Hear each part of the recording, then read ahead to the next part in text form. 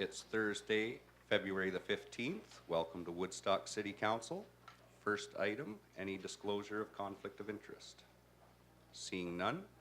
Disclosure of new business, matters arising from the minutes.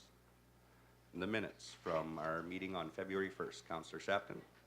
Thank you, Your Worship. Moved by myself, seconded by Councillor Talbot, that the minutes of the regular meeting of Woodstock City Council held on February 1st, 2018 be adopted. Thank you. Any errors or omissions? Seeing none, you've heard the motion. All those in favor? Carries. Next item is additions to the agenda. Councillor Shapton. Moved by myself, seconded by Councillor Talbot, that the following items be added to the agenda. Department Report E2, Summer Company Provincial Contract, 8 participants. Department Report F1, request for a question on the ballot. Thank you. Discussion? Seeing none, you've heard the motion. All those in favor? Carries. Unanimous. And our first item is delegations. We have John Meyer with Horticopia regarding the Museum Square revitalization concept. Welcome. Thank you, Your Worship. That was a lot quicker than I anticipated getting to me. So I'll boot up my presentation here. Perfect. Just want to check and see. Okay. Good evening, Your Worship again, councillors, members of the public. My name, has been said, is John Meyer. I am the principal partner of Horticopia Incorporated, a landscape architecture firm here in town. We specialize in park designs, trail designs, urban forestry, and urban designs. I'm going to start the presentation just asking a few rhetorical questions about Museum Square. I guess, and related to the Museum Square. So the first question is, does the city of the Woodstock have a civic hub? So what do you think about when you think, what is the central thing to life in Woodstock? To some people, that's the hockey rink. To others, that's the soccer complex. To some, the Southside Aquatic Center, and I'm guilty of that. That's my hub. To some, it's a neighborhood park. And to others, it might be Walmart is the hub of the city of Woodstock. There are different hubs for different families and different people. And these, what I've mentioned previously, are all hubs, but they are not the central hub. The central hub, arguably, is the Museum Square. How can we make the Museum Square our central hub even more so? How can we bolster that concept? How can we make the Museum Square a catalyst for success? So what you're seeing now is nice spring photos, Parks Department's annuals. This is the existing conditions for the Museum Square. This is a 100-year-old design. It's a Victorian Edwardian design. The design previous for the civic space was for aesthetics and contemplation. So generally it was to show the world, this is Woodstock. They'd plant some annuals around a fountain, and the fountain would allow for contemplation. People could sit around the fountain and enjoy it. But nowadays, civic squares have another thing. Beyond aesthetics, beyond contemplation, most civic squares have engagement with the space. And the BIA has done a terrific job doing that. But there's the possibility and there's potential for more of that engagement. So when you look at the space itself, it's really the old design is kind of a chopped up design.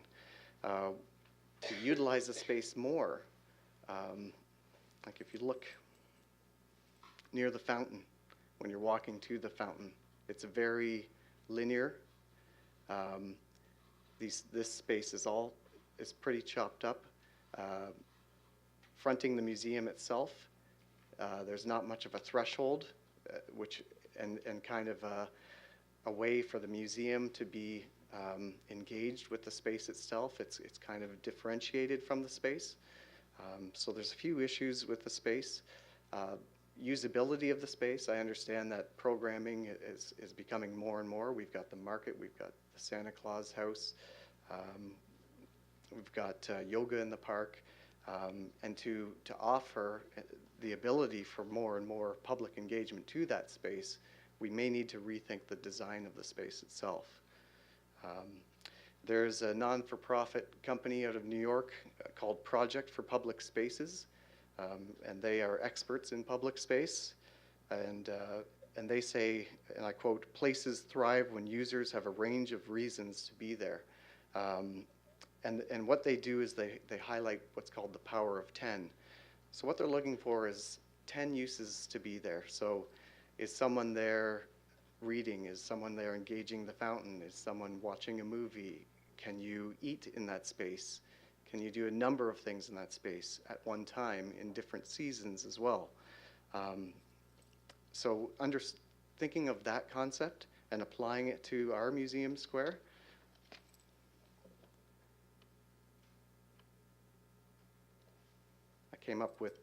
our company came up with this concept. Now what this does is this opens up the square further. There's better flow, pedestrian flow throughout the square, as you can see here. There's still the fountain. The fountain's in situ. It hasn't moved. That's important for town staff that the fountain remains. There's 2 trees, veteran trees, that will also remain. But essentially the other square is redesigned for that modern space and the modern dynamic. And applying the power of 10 to it, what we've included in the square is, this is a life-size chessboard here.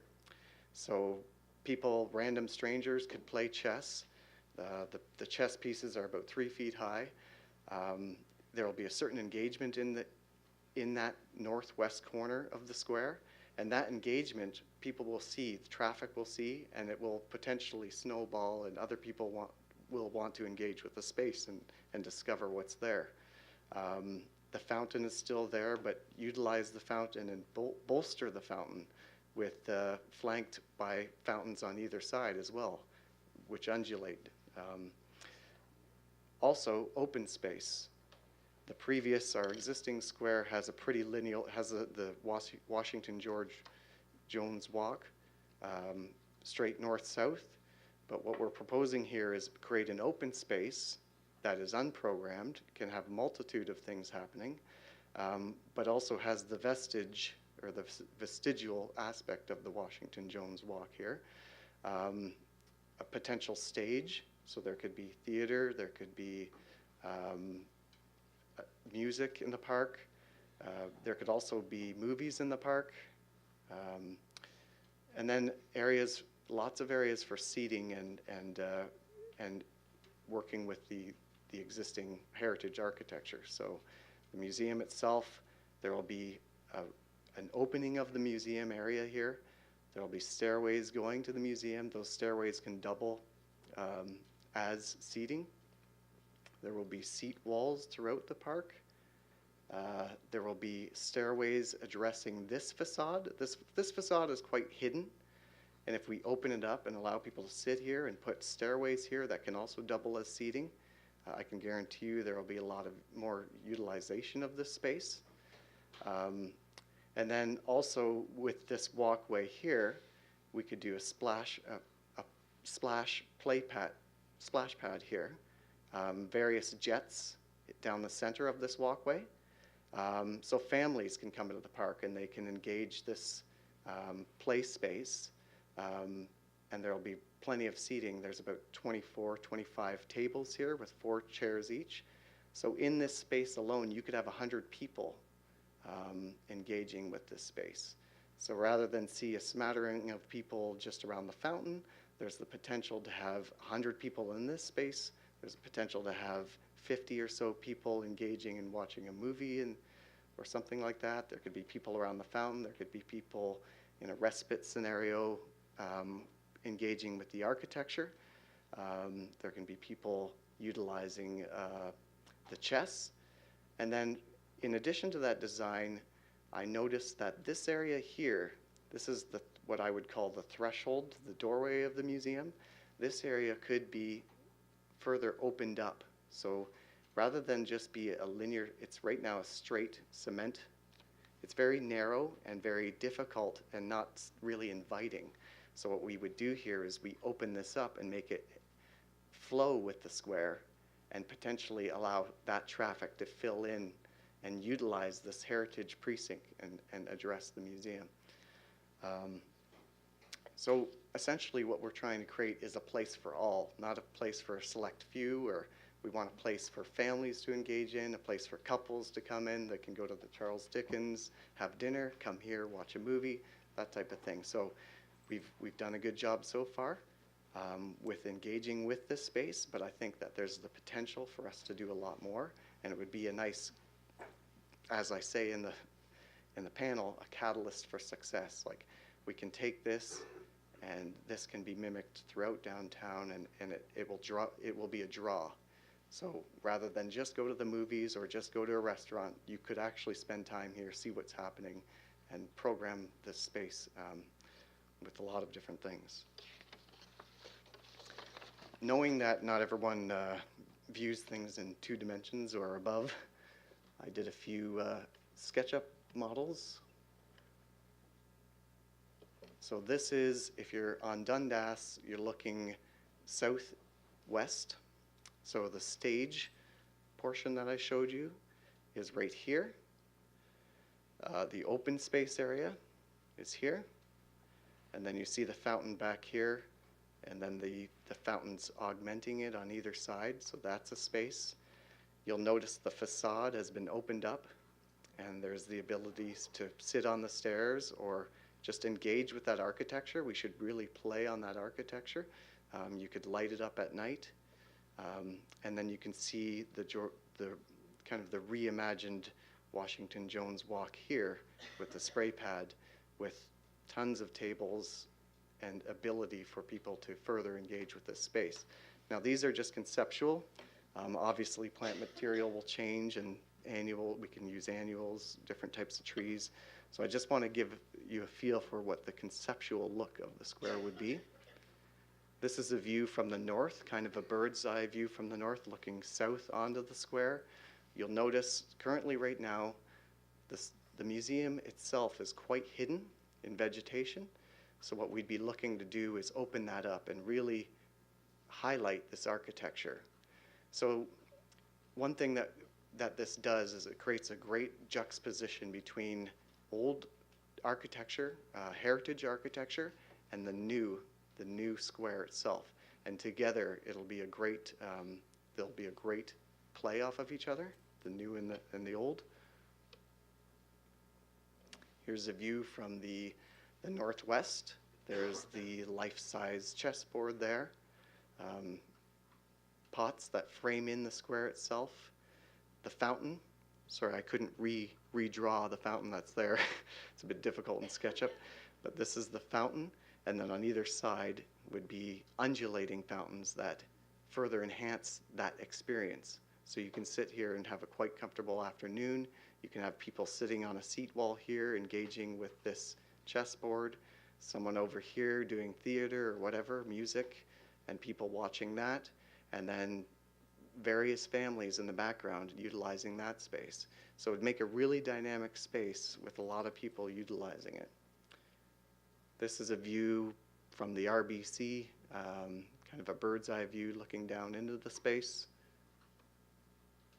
This is the view from the south, so from the museum entrance.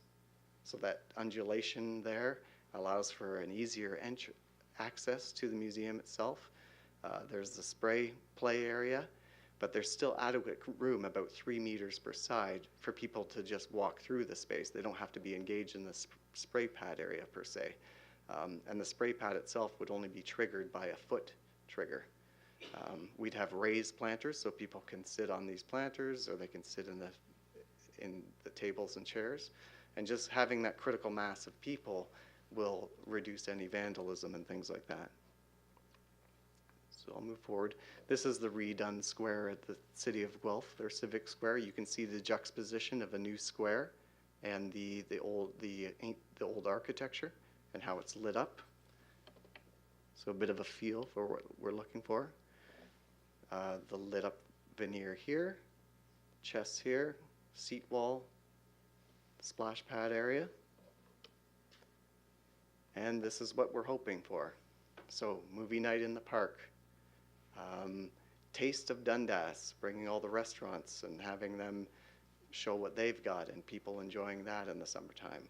Food truck scenario, licensing food trucks, allowing them to do something. Music in the park.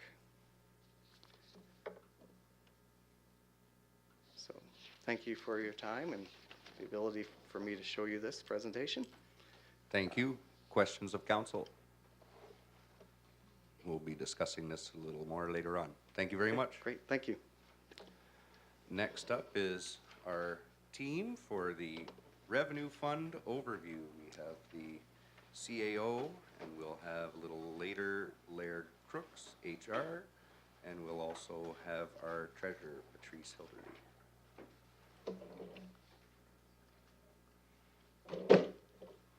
Okay.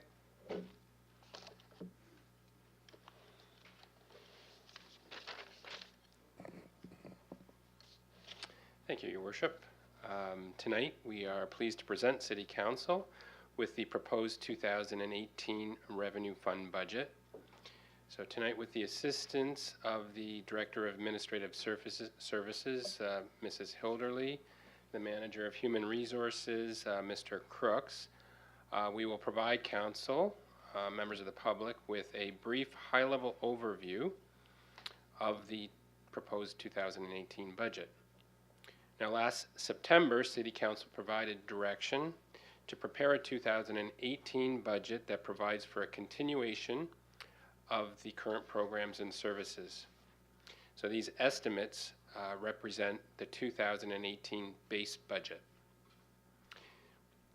The city adopts a budget in accordance with the Municipal Act. Our fiscal year follows the calendar year. Our budget is balanced, with expenditures being generally funded from current revenues. So tonight we begin a 5-week review period with final approval of the budget being scheduled for the council meeting of March 22nd. We have 2 special budget meetings scheduled for next week, Tuesday and Thursday. And you can see the departments that are on the schedule for each of those evenings. Budget meetings are 5:15 p.m. right here in council chambers, and they're open to the public. Council will receive the police, library, and gallery budget presentations at their next meeting, which is March 1st. On the March 1st, we will also bring forward to council the financial positions of the various reserves and reserve funds.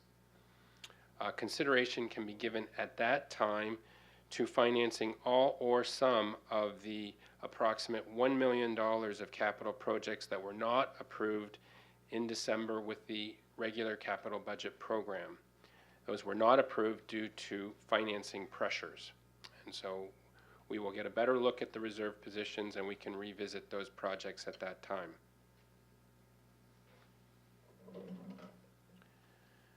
The budget presentations, the budget documents will be all uploaded to the city website. There will be video coverage of all of the budget meetings, and that will also be uploaded to the city website. So just to reiterate, next Tuesday, next Thursday, budget meetings open to the public, 5:15 p.m. here in council chambers. So 2018 base budget. Total gross expenditures in the budget is approximately $73 million. Netting out all of the various sources of income from user fees and permits, various sources of revenue, we get to the tax levy. And in 2018 base budget, that's about $52.5 million. It represents about a 4.35% increase over last year. However, the tax rate is actually declining by 1.31%. Mrs. Hilderly will get a little bit more into the detail on why we would have an increase in the levy but a decrease in the tax rate, but it's primarily the amount of growth that's happening in the city.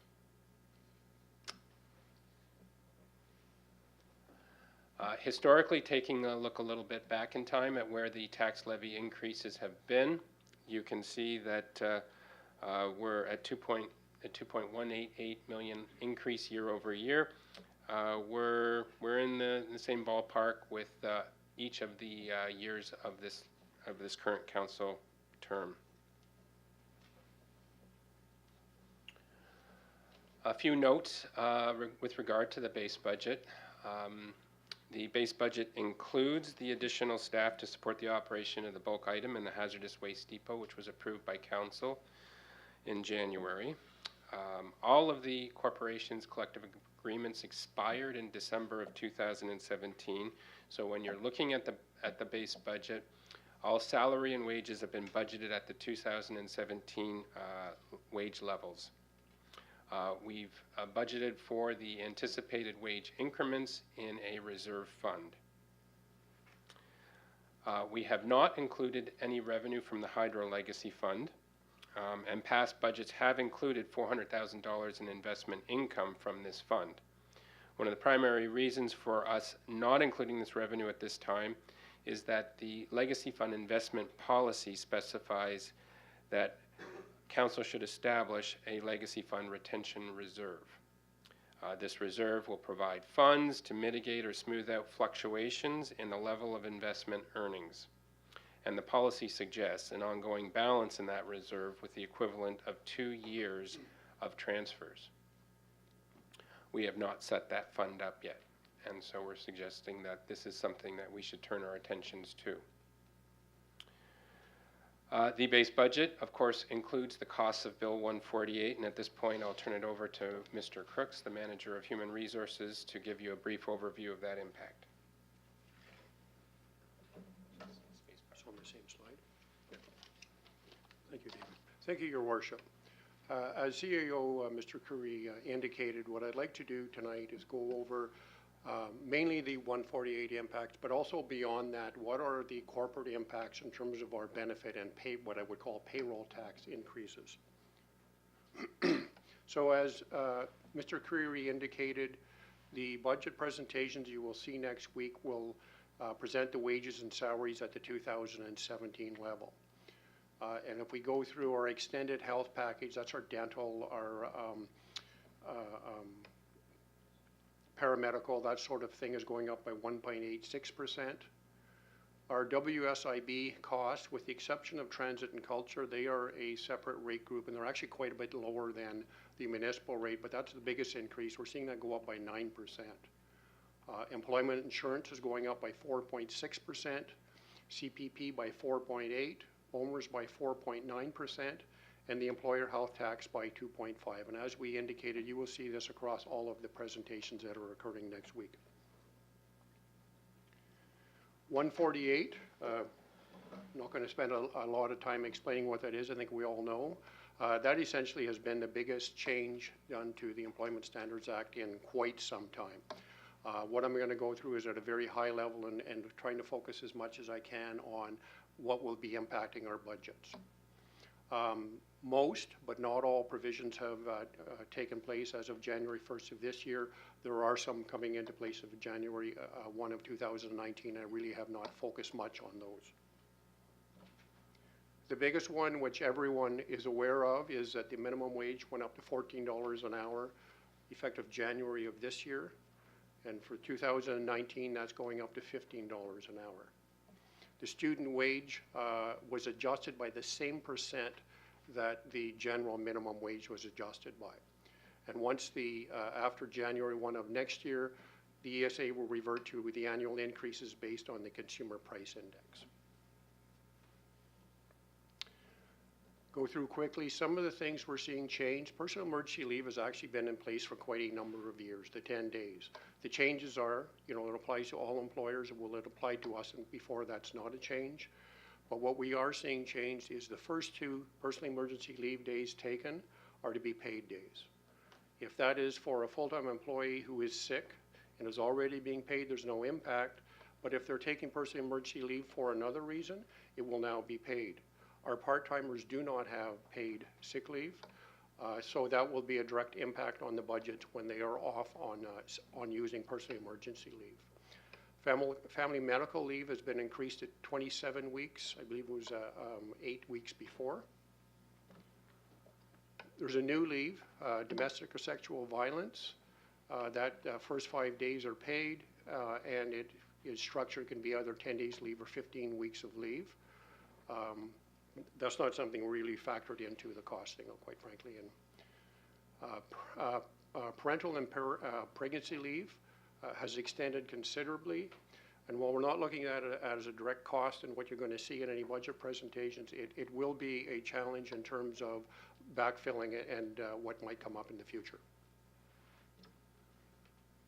I'm not going to spend a lot of time on this. It's just that there's a lot more requirements in terms of the record keeping we need to do, and it may well result in us having to tweak or adjust some of the programs or processes we have in place to be able to track this information. Number of other changes, some of them somewhat significant, some not so much. The first one probably would be the biggest one. Vacation entitlement increase. It's at 3 weeks after 5 years. For all of our full-time employees, they're already entitled to more than that. They get to 3 weeks prior to that. The biggest impact will be that under our collective agreement for our part-time employees, the 3 weeks, which equates to a 6% as opposed to the 4%, came after 10 years. So we have a number of employees who will now be getting the 6% this year as opposed to waiting for the 10 years. Some of the other ones, the overtime calculation for public holiday pay, some of the others, as of now, we really don't know what the impact will be. They've made an adjustment to how it's calculated. We'll really have to go through a year to be able to report back as to what the impact will be.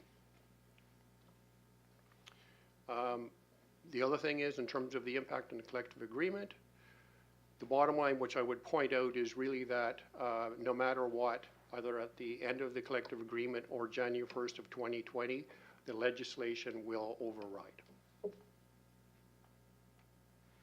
And finally, this is for the city only. Our estimated impact of 148 on our budget is somewhere between $100,000 to $125,000. The library falls under the same legislation, and while we don't have their number, you could probably look at it being somewhat of a factor similar to that. Thank you.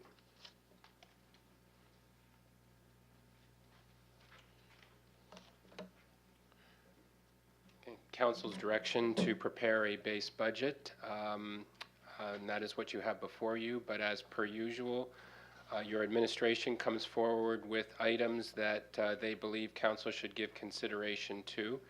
And I'll just quickly go through a couple of slides pertaining to the additions to base budget that are provided in your package for your consideration. Each department head will provide more detail around the majority of these, and those that don't get caught in the special budget meetings I'll pick up at the end. And so council's well aware of our financing pressures for the capital program. We've experienced a number of years of significant capital spending demands that have been increasingly difficult to meet with our current financing capabilities.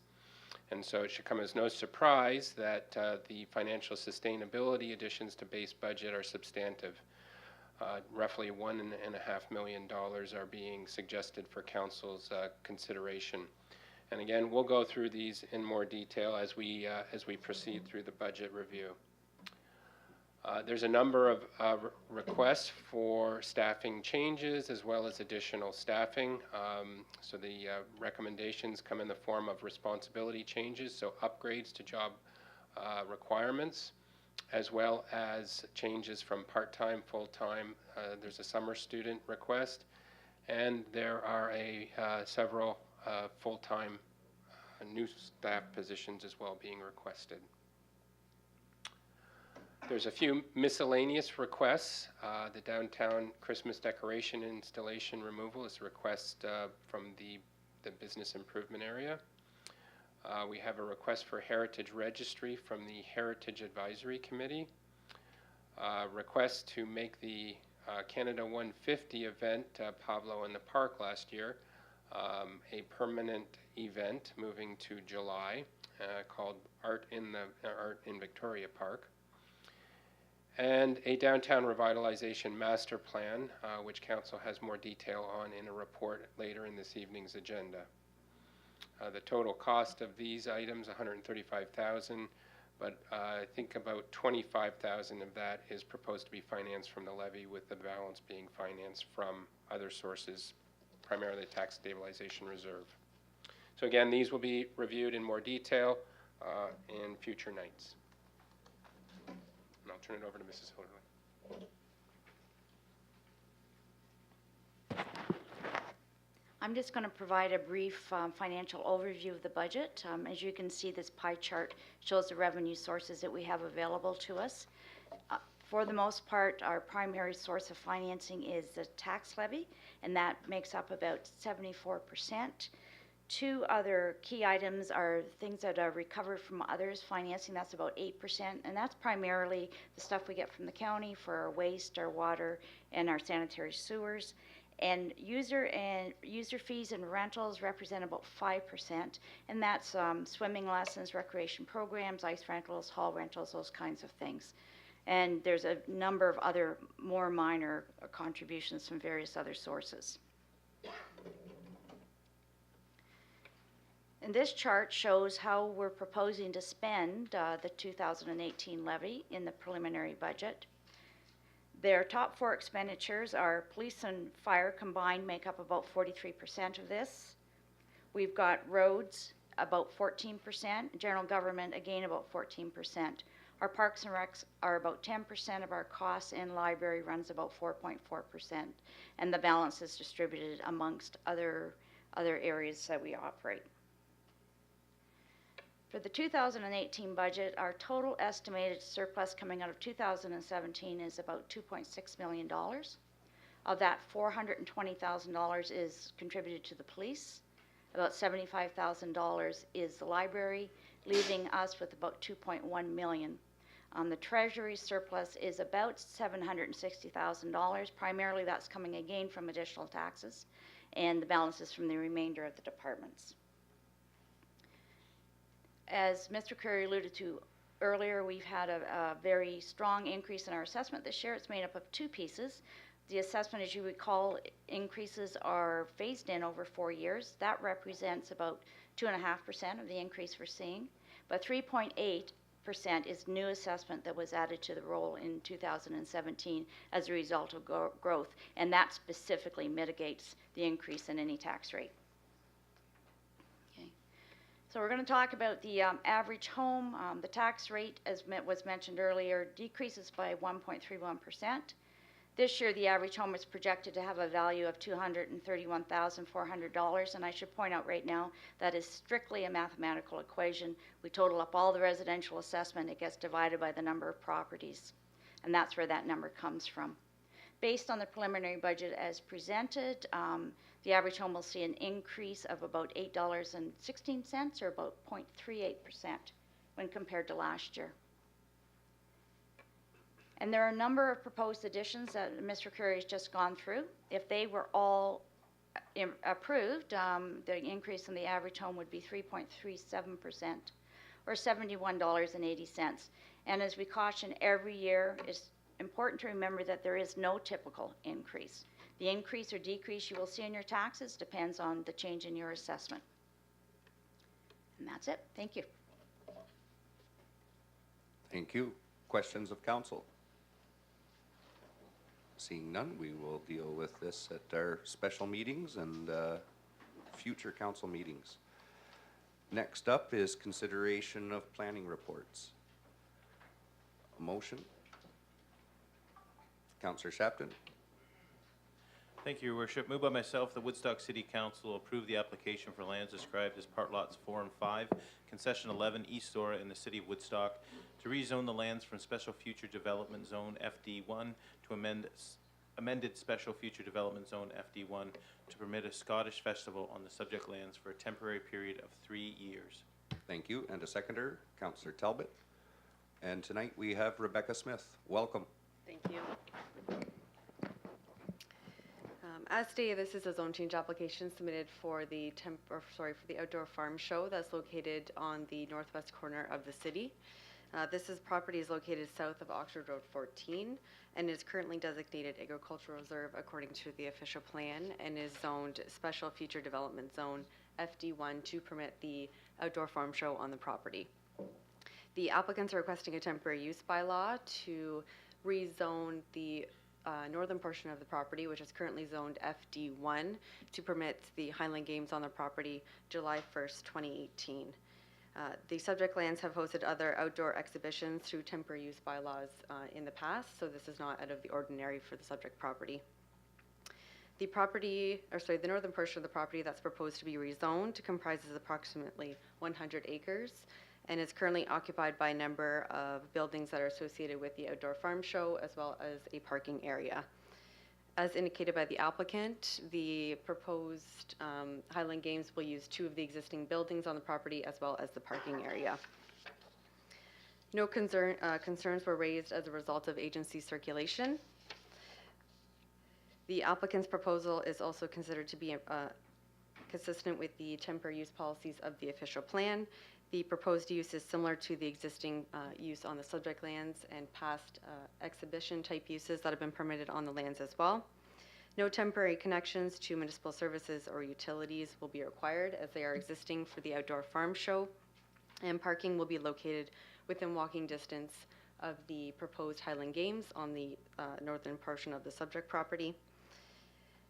While additional traffic is anticipated when the Highland Games are on July 1st, we do note that the property is located on 11th Line, which is a county road that has access to Highway 2 and Oxford Road 17, which are all capable of accommodating the additional traffic from the use on July 1st.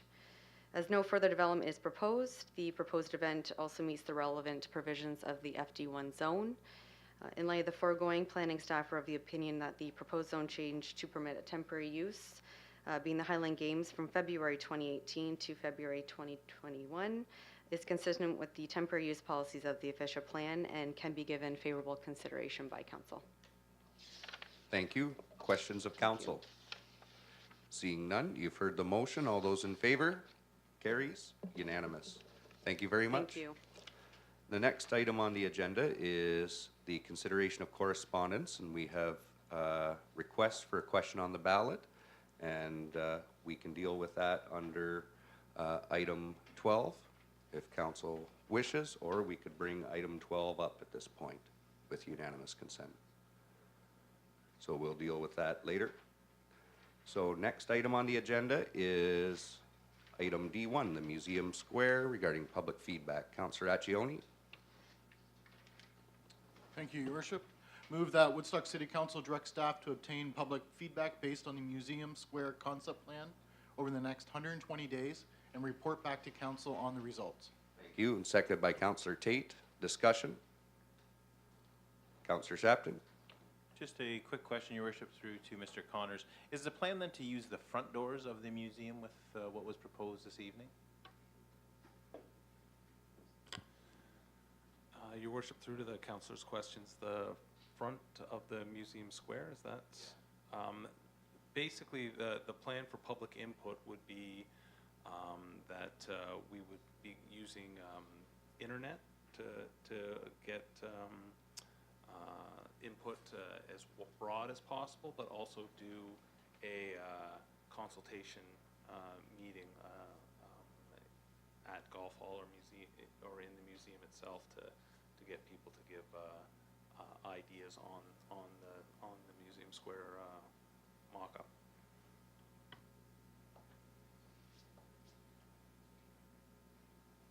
Councillor Talbot. Your Worship, I think that what Councillor Shapton was referring to is right now, presently, the museum's front doors aren't used, but in the conceptual plan, it's opening it up for stairway and seating area, and we were curious. We'd had a discussion. Sorry. Your Worship, through the council's question, now I understand the question.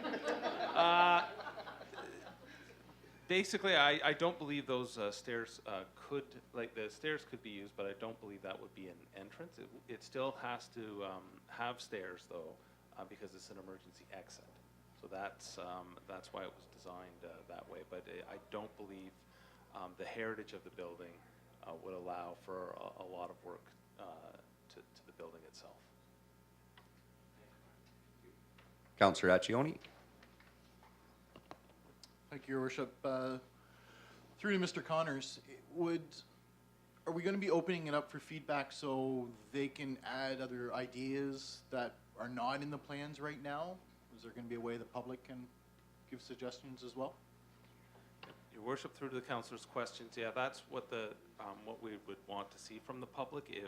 How do they like this original idea? Is there any improvements that they'd like to see?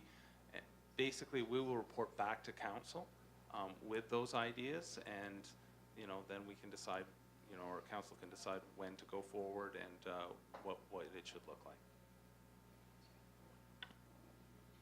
Further questions? Seeing none, you've heard the motion. All those in favor? Carries unanimous. Next item is the Recreation Water Needs Assessment. Councillor Lauder.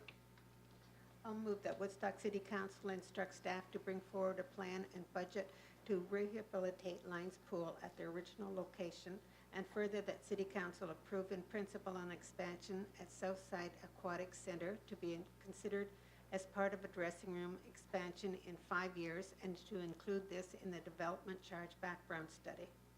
Thank you. And a seconder, Councillor Tate. Discussion? Seeing none, you've heard the motion. All those in favor? Carries unanimous. Next item is the addition to the fee bylaw for specialty programs. Councillor Tate. I'll move that Woodstock City Council approves the amendment to Municipal Code Chapter 330, fees and charges to apply the expenses incurred for specialty programming may increase rate accordingly aligned to the entire Schedule C-4. Thank you. And seconded by Councillor Accioni. Discussion? Seeing none, you've heard the motion. All those in favor? Carries unanimous. And next item is the Big Brother Big Sisters Aquatic Discount Program. Councillor Accioni. Moved by myself that Woodstock City Council approve the Big Brothers Big Sisters aquatic fee waiver for the volunteer when entering a public swim with the youth in the mentoring program. And further, that Woodstock City Council approve the revised council policy PR 003, free use of recreational facilities. Thank you. Seconded by Councillor Shapton. Discussion? Seeing none, you've heard the motion. All those in favor? Carries unanimous. Next item on the agenda is the proposed downtown development plan. Councillor Lauder. I'll move that Woodstock City Council refer the request for $100,000 in funding to be used for a comprehensive downtown development study to the 2018 Revenue Fund budget. Thank you. Seconded by Councillor Tate. Discussion? Seeing none, you've heard the motion. All those in favor? Carries unanimous. Next item is the Summer Company provincial contract. Councillor Shapton. Moved by myself that Woodstock City Council authorizes the mayor and clerk to sign the Small Business Enterprise Center one-year summer company agreement with the Ministry of Economic Development and Growth Ministry of Research and Innovation. Thank you. And seconded by Councillor Talbot. Discussion?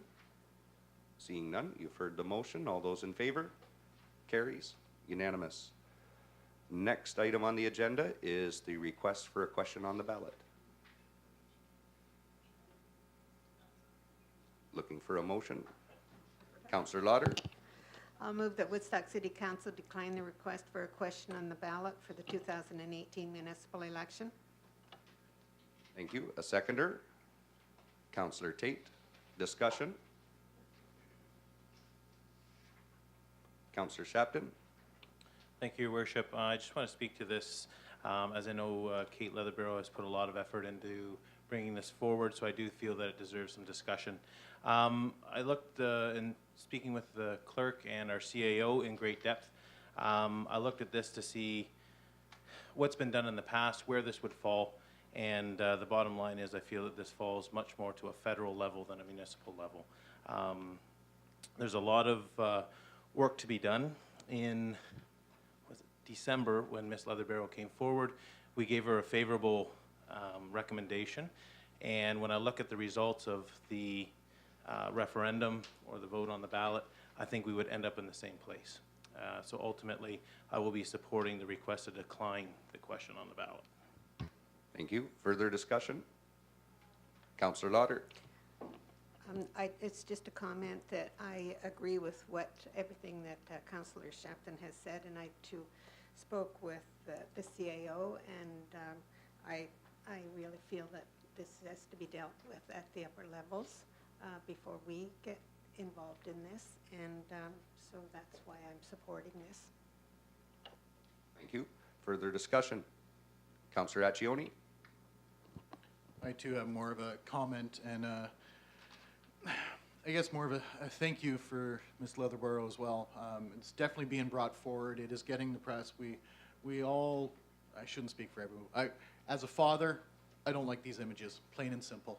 But unfortunately, I too agree with what virtually every lawyer and everyone else we've spoken to so far about it, that this is way above our municipality, and I too agree that this is a federal issue, and it's unfortunate, but simple as that. Thank you.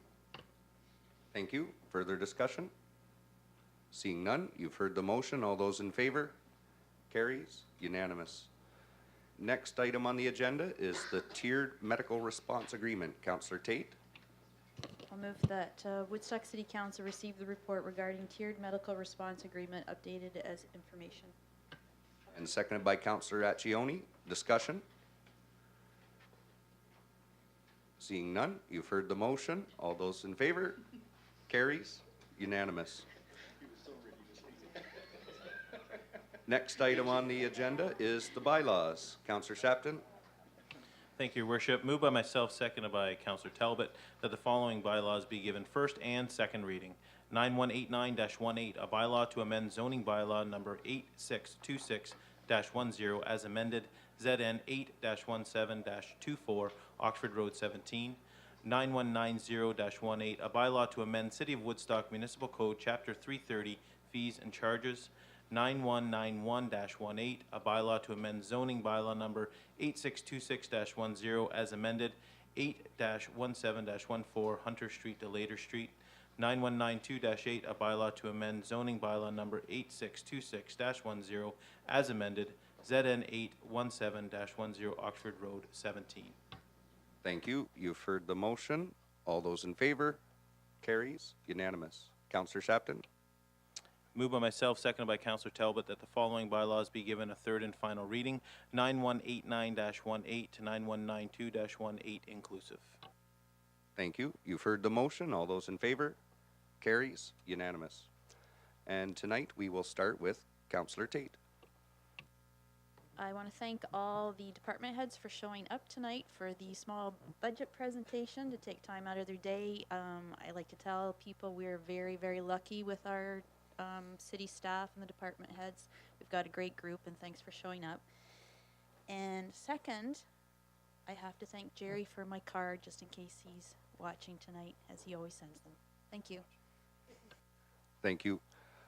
Councillor Accioni. Thank you, Your Worship. Well, first off, let's say Happy Family Day to everyone. I hope you're going to enjoy Monday with your family. For those that may have a long weekend, enjoy it. Hopefully the weather's going to be decent enough that you might actually be able to get outside. And just on a very side note, again to Mrs. Leatherborough, as a parent, know where you're coming from. To all those that are on social media, certainly understand images, everything else, and I hope they understand where we're coming from. And very lastly, don't forget, next week, Tuesday and Thursday, we're going to have lots of empty seats. More than welcome to come and watch. Thanks, everybody. Thank you. Councillor Lauder. Thank you. I just want to remind everyone that on Saturday, the opening at the Art Gallery at 2 p.m. is the Woodstock Agriculture Artist Ross Butler exhibition, and it's sure to be a good one, and I'm sure that there's a lot of interest there. And if you're looking for something to do with your family on Monday, Family Day, don't forget the Art Gallery, Library, Museum, and the Woodstock Theatre. They're all open, and any time that there's been any of these activities, the kids have so much fun, and so it's a great family day affair.